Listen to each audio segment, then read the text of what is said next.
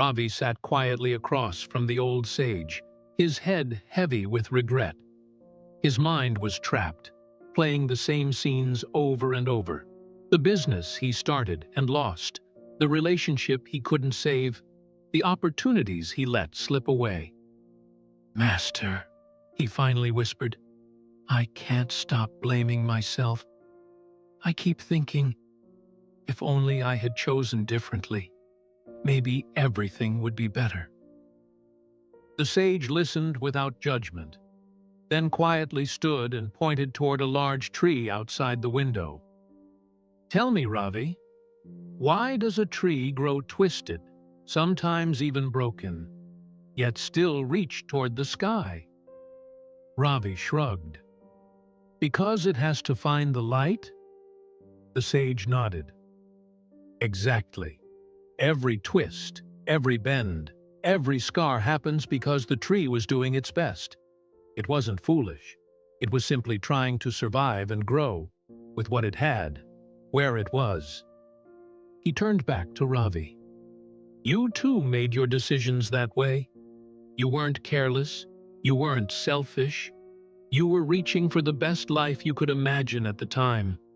You chose what seemed right, with the knowledge, the emotions, and the hope you had back then." Ravi looked down, his throat tightening. "But I made mistakes," he muttered. The sage smiled gently. "Of course you did. Everyone does. But mistakes don't mean you were wrong to try. Mistakes mean you were brave enough to act, to hope, to believe things could be better.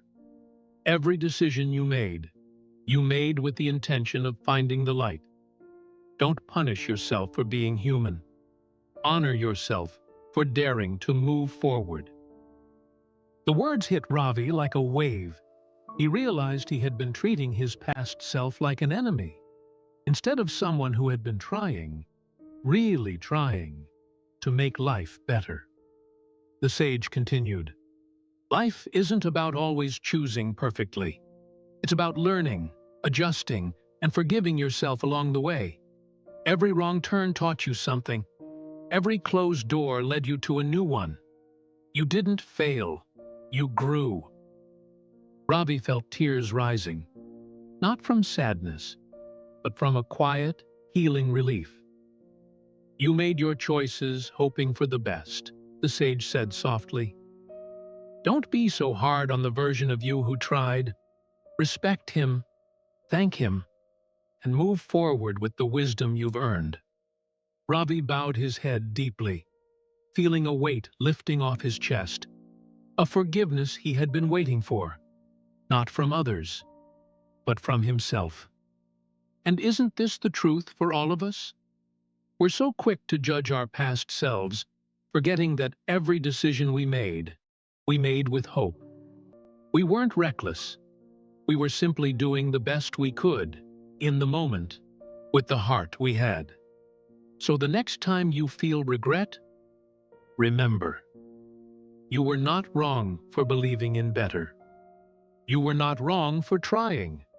And you are not wrong for still growing today. Forgive yourself, honor your journey, and keep reaching for the light. Thank you so much for watching, and stay happy.